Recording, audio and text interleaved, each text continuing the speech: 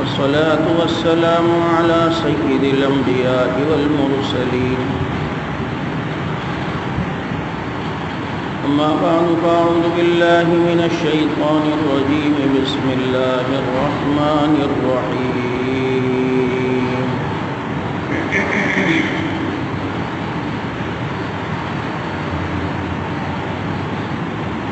وقل جاء الحق وزهق الباطل إن الباطل كان زهوقا.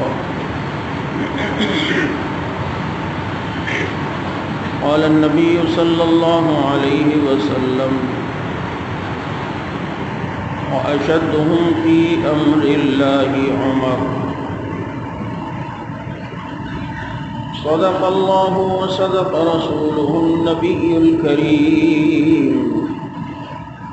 نحن على ذلك لمن الشاهدين والشاكرين والحمد لله رب العالمين. يا رب صل وسلم دائما أبدا على حبيبك خير الخلق كلهم. هو الحبيب الذي ترجى شفاعته لكل هول من الأحوال مقتحم.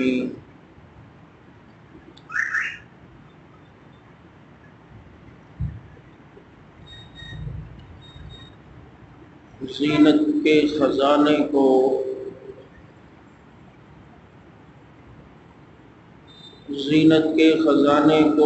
الماس کہتے ہیں. لگے طلب پانی کی اسے پیاس کہتے ہیں. یوں تو سب کی پیاس بجھاتا ہے دریا، جو دریا کی پیاس بجھائے اسے عمر بن خطاب کہتے ہیں. مجھ میں اور تیرے دشمن میں یہ فرق ہے اے عمر، میں تیرے نام پہ مرتا ہوں، وہ تیرے نام سے مرتا ہے. درود پاک.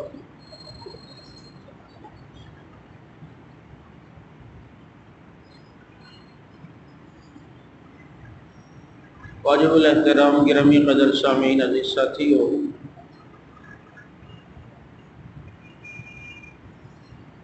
ذی الحج کے مہینے کا آخری مرحلہ چل رہا ہے.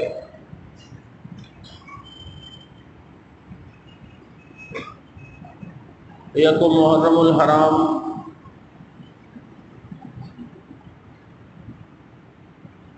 اس عظیم انسان کا یوم شہادت ہے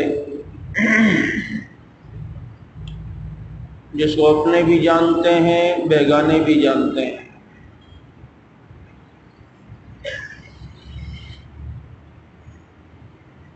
کہ جس کی آمد پر آپ صلی اللہ علیہ وسلم نے تکبیر کا نعرہ لگایا.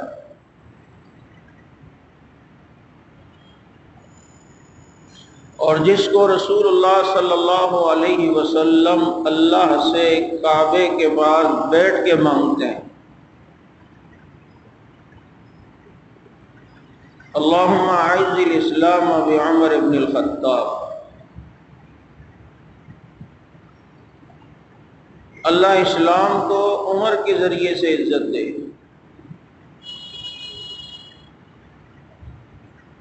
اب یہ بات لازمی طور پر ماننی پڑے گی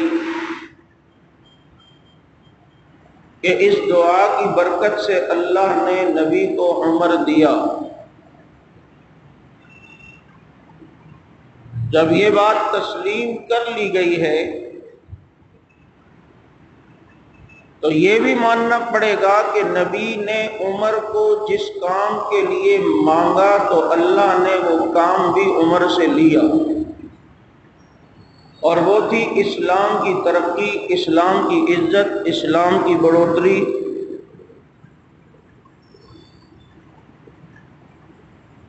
اور چار دانگے عالم میں اسلام کا پھیلنا. یہ نہیں ہو سکتا کہ عمر ملے اور اس سے پھر دین کا کام نہ لیا جائے.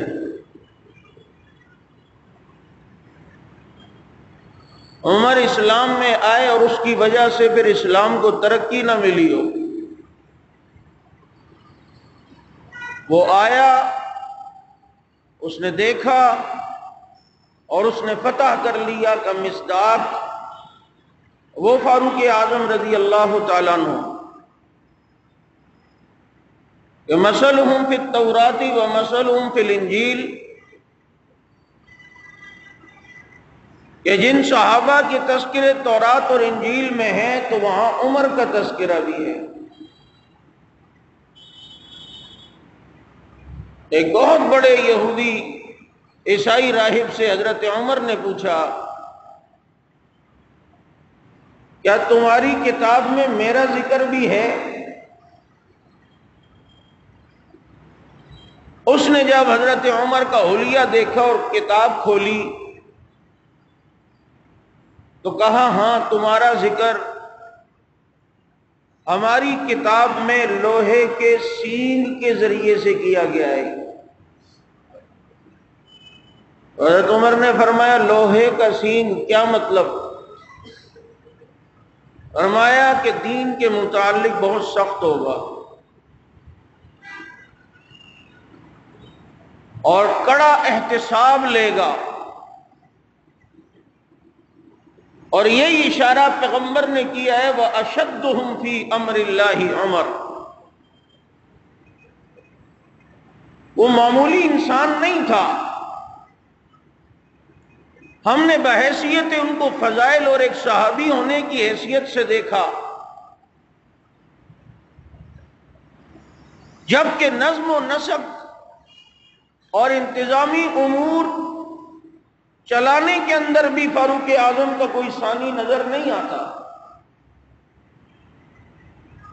کتنی اصطلاحات حضرت فاروق اعظم رضی اللہ تعالیٰ عنہ کے دور میں ہوئیں، نہریں کھدوائی گئیں، مؤذنوں کے وظیفے مقرر کیے، حربی کافر جس سے جنگ چل رہی ہوتی ہے وہ اسلامی سرحد میں نہیں آ سکتا تھا، حضرت عمر نے تجارت کے لیے اس کا راستہ کھولا کہ وہ آئے تاکہ مسلمانوں کے درمیان تجارت کرے، بیت المال سے بیواؤں اور یتیموں کے وظائف مقرر کیے، قومی خزانے کو باقاعدہ رجسٹر کی صورت میں لکھوانے کا انتظام کروایا، اور یہ جیلوں کا نظام، امر بالمعروف اور نہی عن المنکر کی صورت میں پولیس کا نظام، ایسے بے شمار کارنامے ہیں جو رہتی دنیا تک دنیا یاد رکھے گی اور سیدنا فاروق اعظم رضی اللہ تعالیٰ عنہ کو سلام کرتی رہے گی۔ سیدنا فاروق اعظم رضی اللہ تعالیٰ عنہ جن کو ازل ہی سے رب العزت نے اپنی نگاہوں میں لیا اور رسول اللہ صلی اللہ علیہ وسلم کے دامن میں ڈالا، وہ اس قابل تھا کہ نبی کا صاحب بنے، نبی کا ساتھی بنے۔ رسول اللہ صلی اللہ علیہ وسلم نے ایک مرتبہ فرمایا میں نے خواب دیکھا ہے، اور میں نے خواب میں دیکھا کہ لوگوں نے قمیض پہنی ہے، کسی کی قمیض اتنی چھوٹی کہ چھاتی تک، کسی کی قمیض اس سے بڑی، لیکن عمر میں نے تیری قمیض دیکھی کہ زمین سے گھسٹتی ہوئی آ رہی ہے۔ تو کہ اللہ کے نبی تعبیر بھی آپ ہی بتا دیں۔ فرمایا اس کی تعبیر دینداری ہے، جس کی قمیض جتنی لمبی ہے وہ اتنا بڑا دیندار ہے۔ پھر ایک موقع پہ پیغمبر نے فرمایا میں نے خواب میں دیکھا کہ میں دودھ پی رہا ہوں، اور اتنا سیراب ہوا کہ اس کے اثرات میں نے اپنے ناخنوں میں دیکھے، اور پھر وہ حضرت عمر کو دیا۔ تو کہا اللہ کے نبی اس کی تعبیر، فرمایا اس کی تعبیر علم ہے کہ دودھ علم کی علامت ہوا کرتی ہے۔ دین بھی اللہ نے عمر کو دیا، اللہ نے علم بھی فاروق اعظم کو دیا۔ ایسا عظیم انسان کہ ہزاروں کا مجمع عرفات میں ہے اور پیغمبر خطبہ ارشاد فرما رہے ہیں، نگاہ نبوت جب عمر پہ پڑی تو بے ساختہ اٹھے کہ آج اس عرفات کے میدان میں اللہ سب پر فخر کر رہا ہے لیکن عمر پر خصوصی طور پہ فخر فرما رہے ہیں۔ تکلیف کیوں ہے فاروق اعظم سے؟ پریشانی کیوں ہے؟ مجھے یہ سمجھ نہیں آتی۔ ایک وہ طبقہ کہ اگر اس کی یہ تاریخ پڑھی جائے اور فطرت پڑھی جائے کہ اسلام میں جس جس شخصیات نے دین کی زیادہ خدمت کی ہے، اسے تکلیف ہمیشہ اس سے ہوتی ہے۔ لیکن فاروق اعظم رضی اللہ تعالی عنہ، جن کا مرتبہ مقام اللہ نے جو دیا وہ آج تک ہے، رہے گا، آج بھی پہلو مصطفیٰ میں نبی کے ساتھ آرام فرما رہے ہیں، وہ عظمتیں پا گیا ہے، وہ شانیں پا گیا ہے، وہ پیغمبر سے جنت کی بشارت پا گیا ہے، وہ پیغمبر سے علم کی بشارت پا گیا ہے، وہ پیغمبر سے دینداری کی بشارت پا گیا ہے، وہ پیغمبر کی مسکراہٹیں پا گیا ہے، وہ پیغمبر کی خوشنودی پا گیا ہے، وہ پیغمبر کی رضا پا گیا ہے۔ اس نے پیغمبر کے ساتھ ہر موقع پہ وفا کی ہے، اور ایسی وفا ہے کہ آج بھی مصطفیٰ کے پہلو میں رب نے سلا کر بتایا ہے کہ پہنچی وہیں پہ خاک جہاں کا خمیر تھا۔ فاروق اعظم آج بھی اپنی عظمتوں کے ساتھ تابندہ ستارے کی طرح چمک رہے ہیں، تابندہ ستارے کی طرح دمک رہے ہیں۔ خدا کی قسم، وہ عظیم انسان کہ جس کی بصیرت اور جس کا ذہن، جس کی فراست، جس کی فطانت، جس کی ذکاوت، جس کا ذہن، جس کی سوچ، جس کے تقوی کا یہ عالم ہے کہ پیغمبر کو 28 مشورے زمین پر دیں، خدا عرش قرآن بنا کے نبی پہ اتار دے۔ بصیرت اتنی، بڑے دور اندیش، بندے کو پہچان لیتے تھے، خاص کر منافقین کو، اور ساتھ ساتھ میں اہل ایمان کو ان کی پیشانی کی فراست سے بھی پہچانتے تھے۔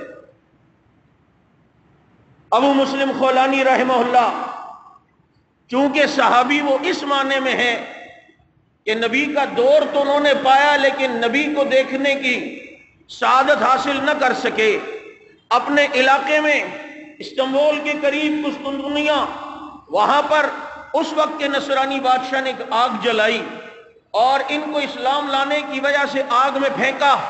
ابو مسلم خولانی کو آگ نے اثر نہیں کیا، پھر یہ جلا وطن کر دیے گئے کیونکہ نصرانی بادشاہ کے نائب نے کہا کہ یہ بندہ یہاں رہے گا، تیرے دین، تیری اقتدار کو خطرہ ہوگا، لوگ اس سے متاثر ہو رہے ہیں، آپ اسے یہاں سے بھیج دو۔ یہ یہاں سے جلا وطن کیے گئے، مدینۃ المنورہ میں پہنچے، مسجد نبوی میں نماز پڑھ رہے تھے۔ فاروق اعظم نے دیکھا کوئی اجنبی شخص ہے، فرمایا کہ کہاں سے آئے ہو؟ انہوں نے جب اپنے علاقے کا نام لیا تو کہا کہ اس شخص کو جانتے ہو کہ جس کو ایک نصرانی بادشاہ نے آگ میں پھینکا تھا، اس کا کیا حال ہے؟ تو ابو مسلم خولانی کہنے لگے ہاں وہ ابو عبداللہ تھے، اپنی ایک دوسری کنیت بتائی تو فاروق اعظم کی فراست نے پہچانا اور کہا میں تجھے خدا کی قسم دے کر کہتا ہوں، سچ بتا وہ تو ہی تو نہیں ہے؟ کہا کہ ہاں وہ میں ہی ہوں۔ فاروق اعظم انہوں لے کر صدیق اکبر کے پاس گئے اور کہا ابو بکر، اللہ کا شکر ہے اللہ نے ہمیں ایسے شخص کی زیارت کی توفیق دی ہے کہ جس کے ساتھ اللہ نے ابراہیم علیہ السلام والا معاملہ فرمایا ہے۔ ایسی بصیرت اور ایسے معاملات کی حل کرنے کی دور اندیشی، اور پھر اس کے باوجود مشاورت کرتے تھے، اپنے کو عقل کل نہیں۔ کوئی بات سمجھ میں نہ آئی، حضرت علی مشیر بنائے ہوئے تھے، اتنا اہم عہدہ حضرت علی رضی اللہ تعالی عنہ کو دیا ہے، کوئی بات ایسی مشکلات ہوتی ہے حضرت علی سے مشاورت کرتے۔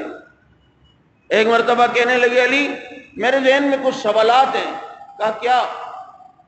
کہا کبھی کبھی ایسا ہوتا ہے ہم خواب دیکھتے ہیں، کوئی خواب سچے ہوتے ہیں کوئی جھوٹے ہوتے ہیں۔ حضرت علی نے فرمایا ہاں اس کا حل میرے پاس ہے، میں نے اپنے نبی سے سنا ہے ایک آدمی سو رہا ہوتا ہے اور اس کی روح عرش معلیٰ تک جاتی ہے، جس کی روح وہاں تک پہنچ جائے اور آنکھ نہ کھلے وہ خواب سچے ہوتے ہیں، اور جس کی روح عرش معلیٰ سے پہلے آنکھ کھل جائے وہ خواب جھوٹے ہوا کرتے ہیں۔ حضرت عمر نے کہا یہ مسئلہ حل ہوا۔ ایک مسئلہ اور ہے کہ کچھ باتیں ہمیں یاد رہتی ہیں، کچھ باتیں یاد نہیں رہتی، اس کی کیا وجہ ہے؟ حضرت علی نے فرمایا یہ بھی میں نبی سے پوچھ چکا ہوں کہ میرے نبی نے کچھ یوں فرمایا کہ انسان کا ذہن، انسان کی سوچ، اس کی مثال چاند کی ہے، اور اس کے آگے آنے والے بادل بھی ہوتے ہیں۔ کبھی کبھی بادل آتے ہیں تو چاند کی روشنی نظر نہیں آتی، یوں ہی ذہن کی اس سوچوں کے سامنے جب وہ ذہن کے بادل آئیں تو انسان بعض دفعہ بات بھول جاتا ہے، وہ بادل چھٹ جاتے ہیں تو بات ذہن میں یاد رہتی ہے۔ کہا کہ تیسری کیا بات ہے؟ عمر نے کہا کہ تیسرا سوال یہ ہے کبھی کبھی ایسا بھی ہوتا ہے کہ ہمارے ایک شخص ہمارے مزاج پہ نہیں لگتا لیکن ہمارے قریب ہوتا ہے، ہماری دوستی اس سے زیادہ ہوتی ہے، اور ایک شخص ہمارے مزاج سے لگتا ہے لیکن ہم سے ذرا دور رہتا ہے، ہماری قربت اس سے اتنی نہیں ہوتی، اس کی کیا وجہ ہے؟ کہا ہاں یہ بھی میں پوچھ چکا ہوں، ہمارے نبی نے بتایا ہے کہ عالم ارواح میں جن کی روحیں آپس میں جتنی قریب تھیں دنیا میں وہ لوگ آپس میں اتنے قریب رہا کریں گے، ان کا آپس میں اتنا تعلق ہوا کرے گا۔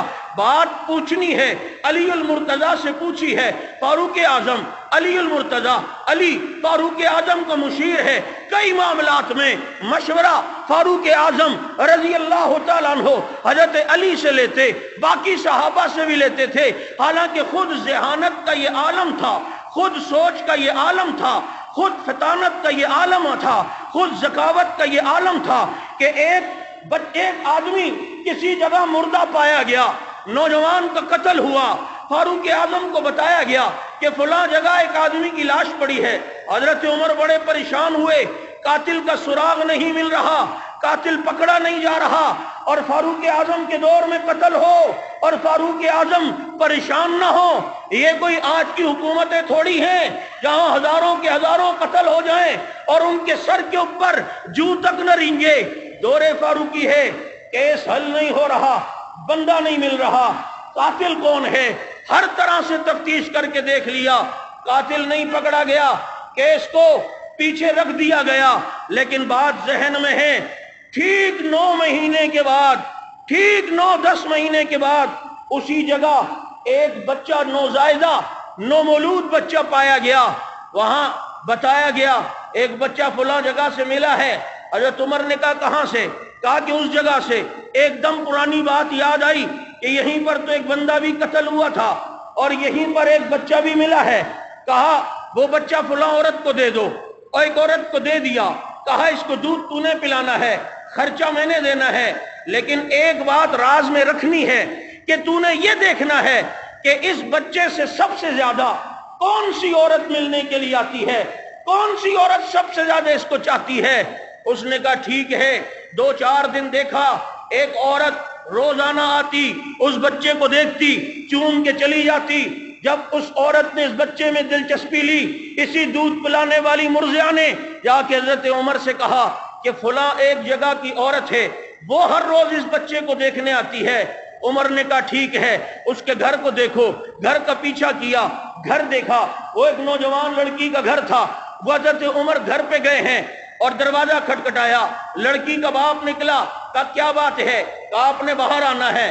باہر آئے، حضرت عمر گھر پہ گئے اور اس لڑکی کو کہا سچ سچ بتا، سچ سچ بتا، فلاں دن ایک آدمی قتل ہوا تھا، کس نے وہ قتل کیا تھا؟ وہ لڑکی گھبرائی اور کہا کہ مجھے تو نہیں پتا۔ عمر نے کہا تجھے بتانا ہوگا اور تجھے پتا ہے، نہ بتایا پھر عمر کی سزا کے لیے تیار ہو جانا۔ وہ لڑکی عمر کا روب برداشت نہ کر سکی، فوراً کے اٹھی، عمر وہ قتل میں نے ہی کیا تھا اور یہ بچہ جو میں نے پھینکا ہے یہ میں نے ہی پھینکا ہے۔ کہا ماجرا کیا ہے؟ کہا ماجرا یہ ہے، ہمارے دور کے رشتہ دار جو کبھی کبھی سالوں میں ہمارے پاس آتے تھے، ایک دن وہ نوجوان لڑکی کو ہمارے گھر پہ چھوڑ کے گئے اور ہمارے والد سے کہا ہم نے سفر پہ جانا ہے، اس لڑکی کی کفالت تم نے کرنی ہے، حفاظت کرنی ہے، ہمیں تم پر اعتبار ہے، چنانچہ ہم سفر سے واپسی پر اپنی بچی لے جائیں گے۔ اب وہ بچی ہمارے گھر پہ جب وہ چھوڑ کے چلے گئے وہ نوجوان لڑکی میرے ساتھ سویا کرتی تھی، لیکن عمر وہ لڑکی نہیں تھی، اصل میں وہ لڑکا تھا۔ ان کے گھر والوں نے دھوکہ دیا کہ اس کو لڑکی کا لباس پہنا کر لڑکی کے حلیے میں ہمارے گھر چھوڑ کے گئے۔ ایک رات اسے مستی سوجی اور اس نے مجھ سے بدکاری کی ٹھانی، اور یہاں تک کہ وہ زوراور ہوا اور اس نے مجھ سے بدکاری کی، قریب خنجر مجھے نظر آیا، میں نے اس سے اس کا وار کیا اور اس شخص کو قتل کیا اور پھر اس کی لاش وہاں پر پھینکی۔ ٹھیک 9 مہینے کے بعد جب اسی وجہ سے جب وضع حمل ہوا، یہ بچہ پیدا ہوا، تو میں سوچ رہی تھی گھر والوں کو کیا جواب دوں گی۔ اس بچے کو بھی میں نے اس کے باپ کی جگہ پہ پھینکا۔ ماجرا یہ ہے، فاروق اعظم کی بصیرت سال پہلے ہونے والا قتل اس کی تحقیق پر حتمی نتیجے پہ پہنچ کے بتاتے ہیں قصور تیرا نہیں، اس شخص کی یہی سزا تھی جو تو نے دی ہے، تو نہ دیتی یہ معاملہ عمر کے پاس آتا، سزا عمر کی بھی یہی ہوا کرتی تھی۔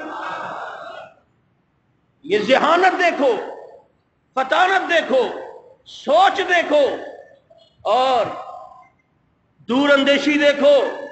حضرت عمر رضی اللہ تعالیٰ عنہ کو پتہ چلا کہ بصرہ کے گورنر حضرت موسیٰ اشعری رضی اللہ تعالیٰ عنہ نے قومی خزانے کی رجسٹریشن کے لیے ایک عیسائی کاتب کو رکھا ہے جو مالی معاملات کو لکھتا ہے۔ حضرت عمر نے فوراً موسیٰ اشعری کو بلایا اور کہا کہ مجھے پتہ چلا ہے تو نے ایک عیسائی کاتب کو رکھا ہے۔ حضرت موسیٰ اشعری کہنے لگے عمر، اس پورے بصرہ میں اس سے زیادہ ذہین اور پڑھا لکھا کوئی نہیں، وہ سارے معاملات کو جانتا ہے، اس معاملے میں بڑا ماہر ہے، اس معاملے میں بڑا تجربہ کار ہے، اقتصادیات اور معیشت کے معاملے میں بڑا علم رکھتا ہے، اس کے بغیر یہ سلسلہ چل نہیں پائے گا۔ فاروق اعظم کا اللہ پر توکل والا جواب۔ عمر نے کہا میں کبھی بھی پسند نہیں کرتا کہ مسلمانوں کے اتنے اہم عہدے پر ایک نصرانی کو بٹھایا جائے اور وہ مسلمانوں کے معاملات کو رجسٹر کرے۔ اور حضرت عمر نے کہا موسیٰ اشعری، اگر فرض کرو یہ نصرانی مر جائے پھر کون نظام چلائے گا، پھر یہ سلسلہ کون چلائے گا؟ جناب عمران خان صاحب، آپ نے کہا تھا میں ریاست مدینہ کے طرز پہ اس ملک کو چلاؤں گا، دوسری طرف آپ نے ایک مرزائی عاطف میاں کو اپنا مشیر قانوندان بنانے کی کوشش کی، ماہر اقتصادیات کہ جی اکنامکس میں بڑا ماہر ہے، 25 آدمیوں میں اس کی لسٹ میں نام ہے۔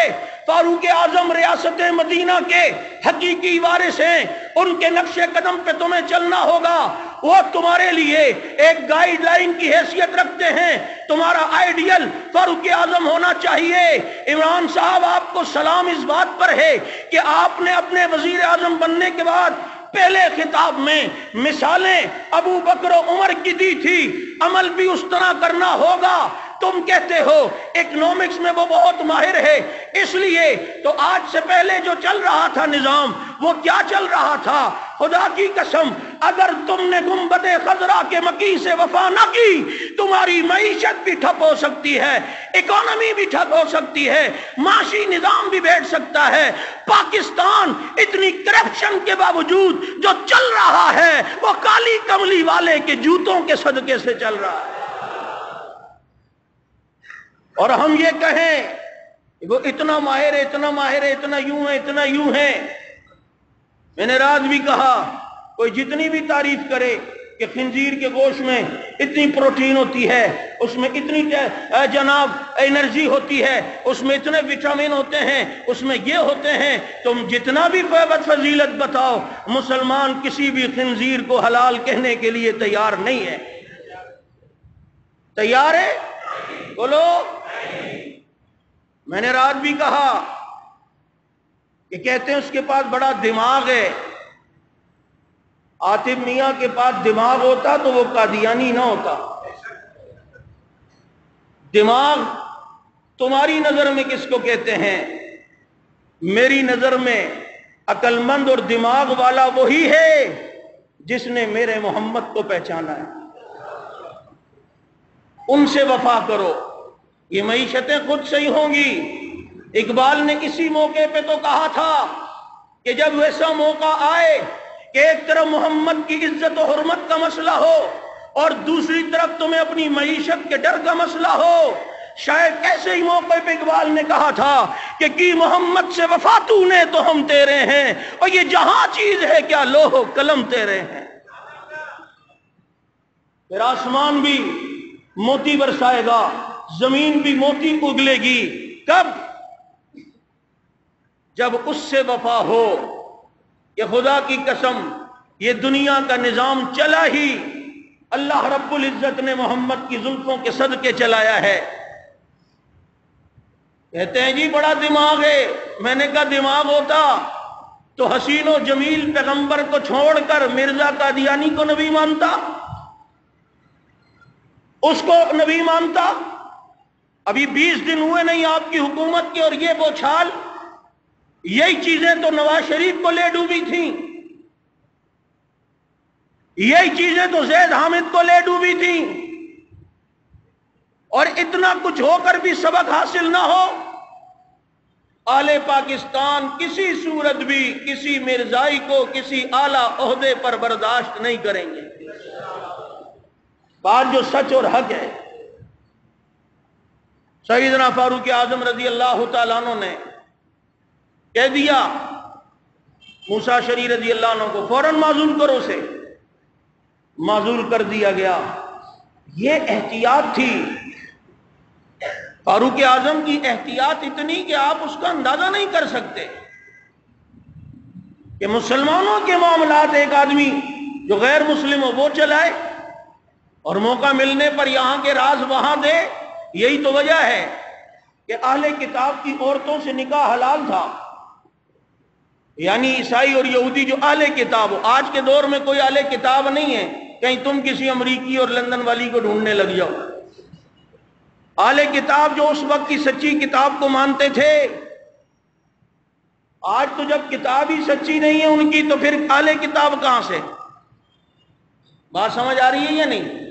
ہمارے ہاں مصیبت یہ ہے کہ مسئلے کو صحیح طرح ہم سمجھتے سنتے نہیں ہیں، اور جو مشہور ہو چکا ہے بس اسی کے پیچھے چلتے ہیں کہ جی اہل قبلہ کو کافر نہیں کہنا چاہیے، اہل قبلہ کو یہ نہیں کہنا چاہیے، اہل قبلہ کو۔ تو ابو جہل بھی تو اہل قبلہ تھا نا، اس معنی میں کہ اسی قبلے کو مانتا تھا، اسی قبلے کو ابو جہل عتبہ شیبہ ربیعہ مانتے تھے۔ کیا اس کا طواف نہیں کرتے تھے؟ لبیک اللہم لبیک لبیک لا شریک الا شریکا هو لک تملکہ وما ملک، یہ ابو جہل عتبہ شیبہ ربیعہ مکے کے مشرکوں کا تلبیہ تھا۔ ضروریات دین کو نہ مانے وہ اہل قبلہ نہیں ہو سکتا۔ حضرت عمر نے اپنے دور میں پابندی لگائی، کوئی بھی عیسائی عورتوں سے یہودی عورتوں سے شادی نہیں کرے گا۔ عمر کیوں؟ فاروق اعظم نے فرمایا ٹھیک ہے میں حرام نہیں کہتا، لیکن زیادہ سے زیادہ ان کی عورتوں سے نکاح مباح ہے، اور مباح کہتے ہیں کہ جس کو کرو تو ثواب نہیں، نہ کرو تو گناہ نہیں، کوئی نیکی کا کام نہیں ہے۔ لیکن اب چونکہ فتوحات بڑھتی چلی جا رہی ہیں، ہماری بیویاں یہودی ہوں، ہماری بیویاں عیسائی ہوں، اور ہم مسلمان اپنے خیموں میں بیٹھ کر آگے کے مرحلے کی پلاننگ کر رہے ہوں، اور ہماری یہودی اور عیسائی بیویاں ہماری باتیں سن کر ان کو پہلے سے انفارم کریں، تو تمہارے اس مباح کام کی وجہ سے اسلام کا اتنا بڑا نقصان ہو، اسلام کے تحفظ کے لیے اس مباح کو چھوڑنا پڑے گا۔ ایک مستحب چھوڑا جا سکتا ہے، یہ تو پھر بھی مباح کام ہے۔ اور دوسرا، فاروق اعظم نے کہا اگر یہ عام ہوا تو مسلمان غیروں میں زیادہ دلچسپی لیں گے، تو بتاؤ پھر مسلمان عورتیں کس سے نکاح کریں گی؟ ایک بڑی تعداد مسلمان عورتوں کی کنواریاں رہ جائیں گی، کیونکہ یہ بات ہے کہ دوسری جنس سے انسان زیادہ محبت کرتا ہے، زیادہ الفت کرتا ہے، اپنوں سے غیروں کی طرف زیادہ التفات ہوا کرتی ہے، چنانچہ پھر مسلمان عورتیں بدکاری میں پڑیں گی۔ احتیاط کا یہ عالم ہے، خدا کی قسم جس نے ملک کا طریقہ نظام سیکھنا ہو فاروق اعظم کو اپنا امام ماننا پڑے گا۔ ایسے فیصلے فاروق اعظم رضی اللہ تعالیٰ عنہ کے، اور اتنی احتیاط کہ حضرت عمر رضی اللہ تعالیٰ عنہ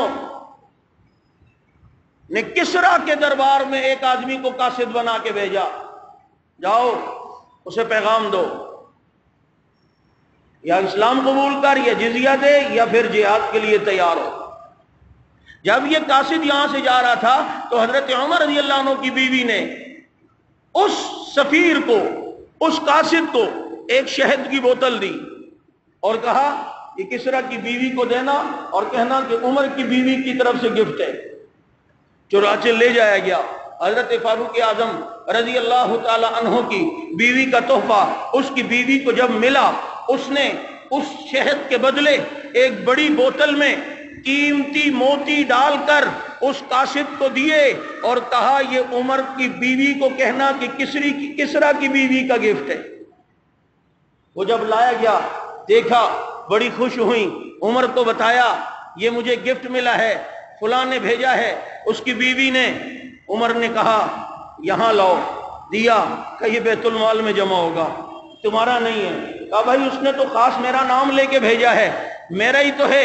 عمر نے کہا تم بتاؤ، اگر تم عمر کی بیوی نہ ہوتی تو پھر یہ گفٹ تمہیں ملتا؟ اس نے کہا نہیں ملتا۔ کہا عمر اگر خلیفہ وقت نہ ہوتا تو پھر یہ گفٹ تجھے ملتا؟ تو کہا نہیں ملتا۔ تو کہا پتہ چلا یہ گفٹ عہدے کا ہے، منصب کا ہے، اور منصب میں نے مسلمانوں کی خیر خواہی کے لیے لیا ہے، یہ گفٹ تیرے پاس نہیں بیت المال میں جمع ہوگا۔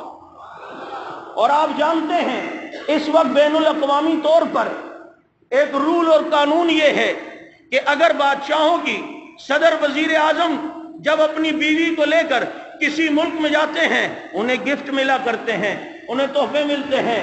بین الاقوامی رول یہ ہے کہ وہ گفٹ قومی خزانے میں جمع کرائے جائیں گے یا بادشاہ اس گفٹ کی ایک کمیٹی بنا کر قیمت طے کرے اور طے کر کے وہ خرید سکتا ہے، خرید لے، لیکن اس کا مالک نہیں ہوگا۔ اگر بین الاقوامی سطح پر یہ رول اگر بنایا گیا ہے، اس کے معجد نبی کے صحابی فاروق اعظم رضی اللہ تعالیٰ عنہ ہے۔ یہ ان کا بتایا ہوا رول ہے۔ یہ فاروق اعظم رضی اللہ تعالیٰ عنہ، کیا اللہ نے رعب اور دبدبہ دیا تھا۔ درندے کپ کپاتے تھے، زمین کپ کپاتی ہوئی عمر کے درے سے تھمتی ہے۔ انسان کو اللہ نے 4 عناصر سے پیدا کیا، آگ، ہوا، مٹی، پانی۔ یہ 4 عناصر انسان کے خمیر کہلایا جاتا ہے، آگ، ہوا، مٹی، پانی۔ اس کے گارے سے انسان بنا اور آج بھی اس کی تاثیر میں یہ 4 چیزیں ہیں۔ اللہ نے یہ 4 چیزیں عمر کے لیے مسخر کی ہیں۔ مٹی کو دیکھو تو زمین مٹی کی جنس ہے، کپ کپاتی ہے، عمر نے درہ مارا، زمین تھمی۔ آج تک عمر کے درے کے بعد کبھی بھی مدینے میں 1400 سال گزر گئے، پھر کبھی زلزلہ نہیں آیا، مٹی عمر کے تابع کی ہے۔ اب ہوا کو اللہ نے تابع کیا، مسجد نبوی میں بیٹھے ہیں، اللہ نے سارے پردے ہٹائے، وہیں سے عمر کہتے ہیں یا ساریت الجبل، یا ساریت الجبل، اے ساریہ پہاڑ کی طرف متوجہ ہو، اور پہاڑ کی طرف متوجہ ہو۔ حضرت ساریہ جو شام میں جہاد کر رہے ہیں، ہوا کے ذریعے رب نے آواز وہاں تک پہنچائی۔ یہ ہے نہ تار نہ انتظار، تو آج موبائل پہ فخر کرتا ہے، تیری ساری ٹیکنالوجیوں کو عمر پاؤں کے تلووں سے پہلے رون چکا ہے۔ آگ کو اللہ نے مسخر کیا، مدینے میں آگ لگی، بجھنے کا نام نہیں لیتی، مٹی ڈال دی گئی، پانی ڈال دیا گیا، عمر کو بتایا گیا آگ نہیں بجھتی، کہا پانی پھینکو، کہا پھینک دیا، مٹی ڈالو، کہا ڈال دی، بجھتی نہیں۔ عمر آئے اور اپنے رومال کے اشارے سے آگ کو بھگاتے ہیں، اور آگ کو ایسے بھگا رہے ہیں جیسے اونٹوں کا چرانے والا اونٹوں کو بھگایا کرتا ہے۔ پانی کو رب نے تابع کیا، دجلہ میں پیالہ گرا، صحابہ نے کہا اگر عمر انصاف کرتا ہے تو واپس۔ دجلہ نے پیالہ انڈیل دیا، نیل کا پانی نہیں، دریائے نیل خشک ہو جاتا ہے۔ عمر نے خط لکھا ہے اور نیل کا پانی چلتا ہے اور آج تک چلتا ہے، رکنے کا نام نہیں لیتا۔ زینت کے خزانے کو الماس کہتے ہیں، لگے طلب پانی کی اسے پیاس کہتے ہیں، یوں تو سب کی پیاس بجھاتا ہے دریا، جو دریا کی پیاس بجھائے اسے عمر بن خطاب کہتے ہیں۔ یہ عمر ہے فاروق اعظم رضی اللہ تعالیٰ عنہ، دریاؤں پہ رو۔ جب یہ قادسیہ کی جنگ تھی اور رستم اپنے غرور اور تکبر کے ساتھ اپنی فوجوں کو 2 زرہ پہنا کر میدان میں لایا ہے، ایک مارکے پہ حضرت سعد ابن ابی وقاص رضی اللہ عنہ نے فجر کی اذان دی، مسلمانوں نے مسواکیں کی، مسواک دیکھ کے ان پہ کپ کپی طاری ہوئی، اذان دی، رستم نے فوج کو کہا واپس چلو واپس چلو۔ کہا خیر تو ہے؟ کہا یہ مسلمانوں نے اذان کے بعد کیا حرکت کی ہے؟ کہا یہ تو نماز پڑھ رہے ہیں، حملہ تھوڑی کر رہے ہیں۔ کہا تم اسے حرکت کہتے ہو؟ خدا کی قسم میں نے یہاں پر مسلمانوں کے عمر کی آواز سنی ہے، وہ ان کو بریفنگ دے رہا تھا۔ کہاں عمر مدینۃ المنورہ میں، لیکن روب اتنا، جب انسان میں غیرت ایمانی ہونا تو دشمن دوسری جگہ بیٹھ کے بھی تھر تھر آتا ہے، کپ کپاتا ہے۔ مثال دیکھ لو، میں نے پچھلے جمعہ تحفظ ناموس رسالت پہ بات کی، ریلیاں بھی نکلی، جلوس بھی نکلے، لاہور میں بھی ایک بڑی ریلا تھا، لیکن اس ملعون کو اپنا ارادہ ختم کرنے کا کوئی بھی اس کے ذہن میں یہ پروگرام نہیں تھا، لیکن پڑوسی ملک میں افغانستان میں چند غریب لوگوں نے جو کالی پگڑی پہنتے ہیں، بس نسوار لگاتے ہیں، کاوا پیتے ہیں، ہاتھ میں چھوٹی سی گن رکھتے ہیں، وہ مرد درویش سیدھے سادے لوگ، جب انہوں نے اپنا احتجاج یوں کیا اور کہا اگر نبی کے خاکے شائع کرنے کا مقابلہ ہوا تو ہم افغانستان میں تمہاری فوج جو یہاں آئی ہے اس کا قبرستان نہ بنائیں، ہمیں محمد عربی کا غلام نہ کہنا۔ اتنی دھمکی کی دیر تھی، اس نے اپنا ارادہ منسوخ کیا۔ شاید ایسے ہوئی کے لیے اقبال نے کہا تھا کہ الفاظ و معنی میں تفاوت نہیں، لیکن ملا کی اذاں اور ہے مجاہد کی اذاں اور۔ جب غیرت ایمانی ہو تو سامنے والا دشمن یوں تھر تھر آتا ہے اور پھر وہ یوں کپ کپاتا ہے، اور پھر غیرت ایمانی ہو فاروق اعظم جیسی، ہائے ہائے وہ عمر، خدا کی قسم کہ جس کو پیغمبر نے دعاؤں میں مانگا۔ عمر کون؟ عمر وہ ہے کہ جس کو پیغمبر نے دعاؤں میں مانگا، جس نے 28 مشورے دیے، رب نے قرآن بنا کے نازل کیا۔ وہ عمر جو کیسر و کسرا کا فاتح ہے، وہ عمر جو فارس و روم کی سلطنتوں کو پاش پاش کرتا ہے، وہ عمر کہ جس کو دیکھ کے پیغمبر مسکرائیں، وہ عمر جو آج بھی پہلو مصطفیٰ میں پیغمبر کے ساتھ آرام کر رہا ہے، وہ عمر جس کو پیغمبر کہیں وہ اشدہم فی امر اللہ عمر، وہ عمر کہ جب قبر سے اٹھیں گے ابو بکر و عمر ساتھ اٹھیں گے، وہ عمر جو حوض کوثر میں نبی کے ساتھ ہے، وہ عمر جو بدر و احد و تبوک و حنین میں نبی کے ساتھ ہے، وہ عمر کہ جس کو خواب میں پیغمبر بشارت دیں کہ میں نے دودھ پیتا دیکھا، یہ علم کی علامت ہے، وہ عمر کہ جس کا محل معراج کی رات نبی نے جنت میں دیکھا، وہ عمر جو ہماری جان ہے، ایمان ہے، اتقان ہے، پہچان ہے، خدا کی قسم ہماری جان ہے۔ عمر حق ہے، عمر سچ ہے، عمر بر حق ہے، جو نہ مانے خدا دی قسم متے دی سٹے۔ وہ عمر جس کو رب نے عزتیں دی، وہ عمر جس کو علی نے اپنی بیٹی دی، حضرت حسین رضی اللہ تعالیٰ عنہ، ان کی ایک بیوی ہے شہر بانو۔ جب یزد کا علاقہ فتح ہوا تو اس بادشاہ کی 2 بیٹیاں بھی باندی بن کے آئیں۔ جب مال غنیمت تقسیم ہو رہا تھا تو وہ باندیاں کسی 2 صحابی کے پاس تقسیم میں جا رہی تھیں۔ عمر نے کہا ایسا نہیں ہوگا۔ کہا کیوں؟ کہ بادشاہ کی بیٹی ہیں بادشاہ کے بیٹے کو ملیں گی. ایک کا نکاح حسن سے کرایا، ایک کا نکاح حسین سے کرایا، اور شہروانوں کا نکاح حسین سے کرایا. اسی شہروانوں سے زین العابدین پیدا ہوئے، اسی زین العابدین سے یہ اماموں کا سلسلہ جو تم کہتے ہو ہم نہیں تم کہتے ہو وہ شروع ہوا. خدا کی قسم تمہارا 12 نمبر اس وقت تک پورا نہیں ہو سکتا جب تک عمر کو نہ مانے. شہروانوں سے نکاح کروانے کے لیے حسین کا نکاح اگر کروایا ہے تو کس نے؟ بولو. فاروق اعظم رضی اللہ تعالیٰ عنہ. جبھی تو علی نے اپنی بیٹی ام کلثوم حضرت عمر رضی اللہ تعالیٰ عنہ کے نکاح میں دی ہے. میرے دوست، عالم اسلام کا یہ عظیم انسان جس کے کارنامے کسی سے چھپے ہوئے نہیں ہیں، جس کی مثالیں تورات اور انجیل میں ہیں، جس کی مثالیں اللہ نے قرآن کریم میں دی ہیں، وہ عظیم انسان جس کا یوم شہادت یکم محرم الحرام کو ہے.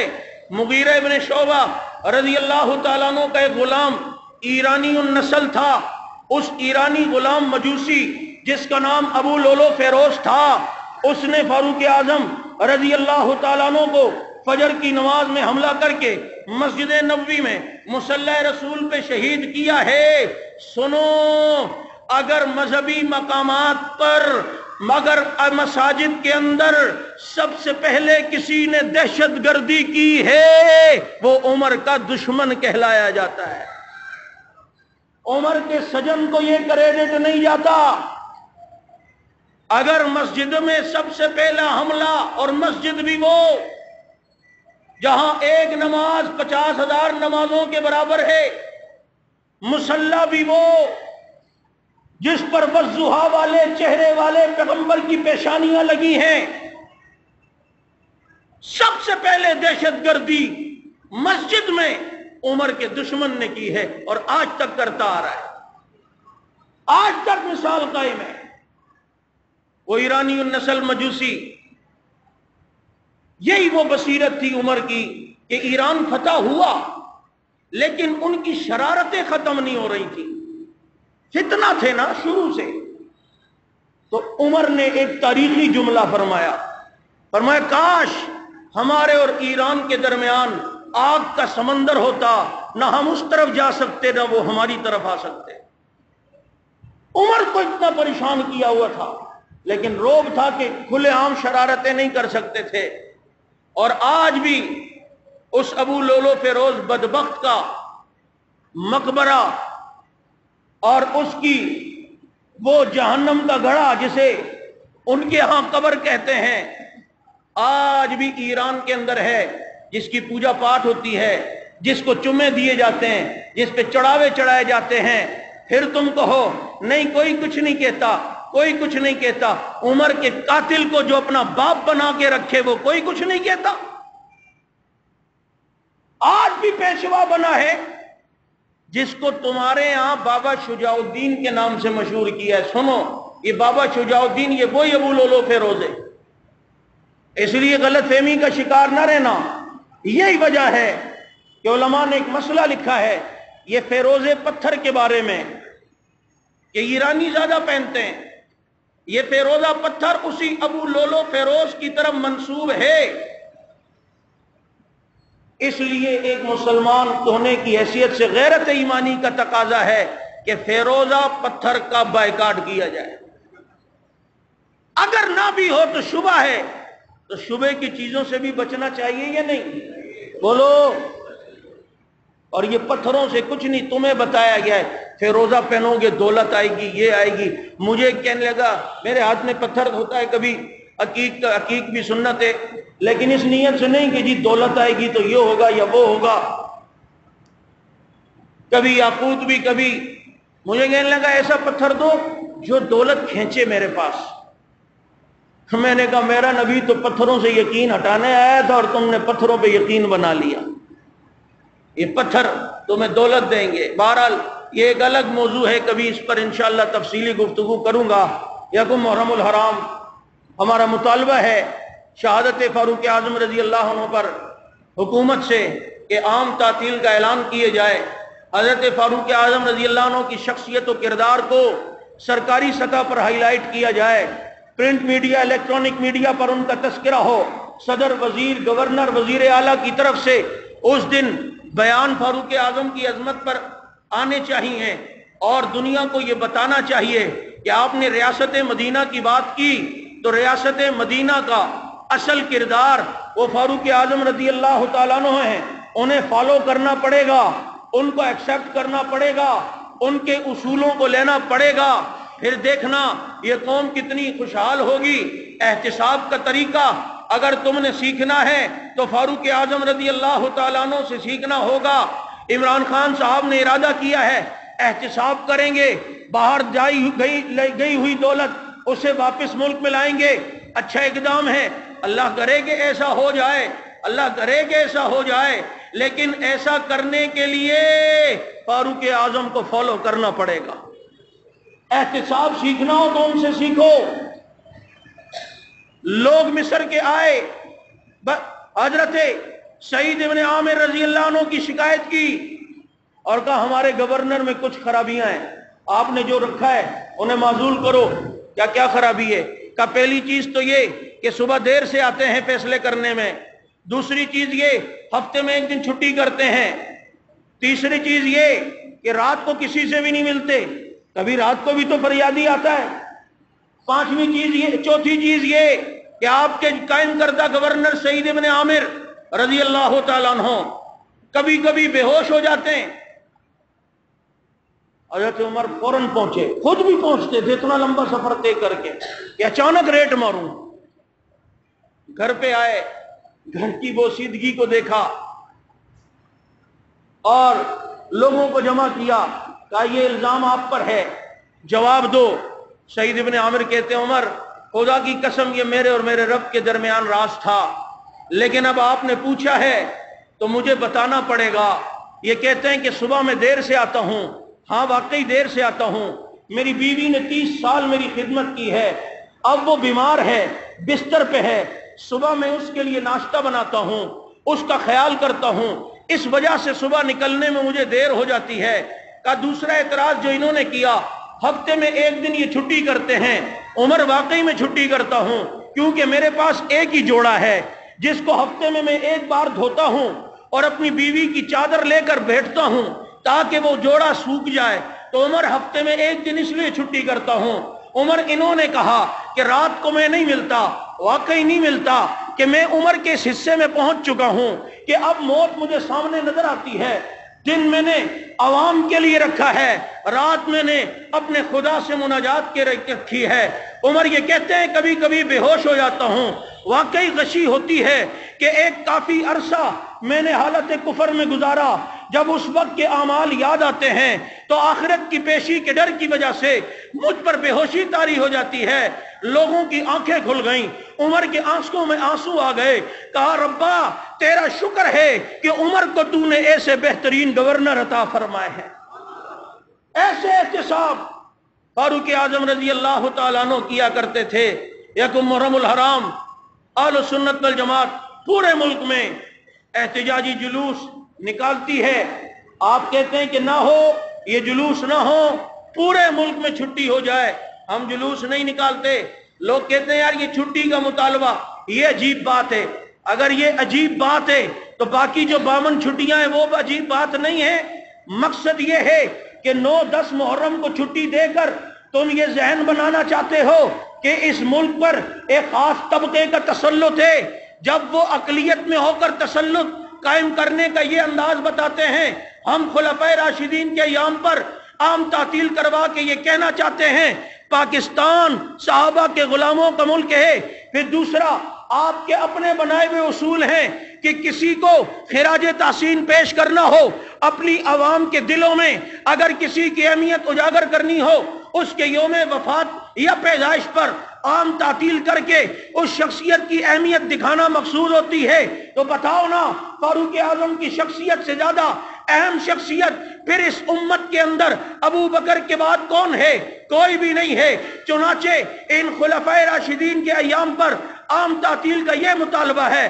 باقی اگر ساری چھٹیاں ختم کرو ہم چھٹی کا مطالبہ واپس لیتے ہیں، اور اگر عام تعطیل کا اعلان ہو جائے ہم جلوس نہیں نکالیں گے، ورنہ ہوگا.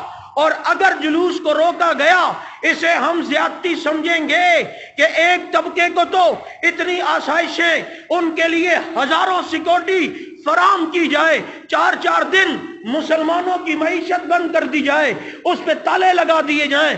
ایک طرف اتنی فیسلٹیز، اتنی آسائشیں، اتنی آزادی، اور دوسری طرف ہمارا پرامن جلوس روکنے کی کوشش ہوتی ہے. اسے ہم زیادتی تصور کریں گے. احتجاج ہمارا حق ہے، احتجاج قانوناً ہمارا حق ہے، کریں گے، بتائیں گے یکم محرم الحرام کو کہ کراچی عمر فاروق کے چاہنے والوں کا شہر ہے. آؤ گے؟ آؤ گے؟ آؤ گے؟ گلی گلی عمر کا تذکرہ عام کرنا ہے، کریا کریا عمر کا نام عام کرنا ہے، ہر جگہ عمر کے کردار کو عام کرنا ہے، اور دنیا کو ہم نے یہ بات باور کروانی ہے یہ صحابہ کے تذکرے ہماری غذا ہیں، روحانی غذا ہیں. منافقت سے بچنا ہو صحابہ کے تذکرے کرنے ہوں گے، اور ان کی عظمت کے پھریرے لہرانے ہوں گے. جب ان کی عظمت دلوں میں آئے گی نفاق، بزدلی، بے انصافی، بے ایمانی خود دل سے نکلے گی. اس لیے کہ راہ ملتی ہے شب کو تاروں سے، ہدایت ملتی ہے محمد کے یاروں سے. وما علینا الا البلاغ. تیار کردہ مکتبہ AG ندیم شہید کراچی. Phone number 03334151800. ہمارے ہاں علماء کرام کے آڈیو ویڈیو تمام بیان ڈاؤن لوڈ کیے جاتے ہیں.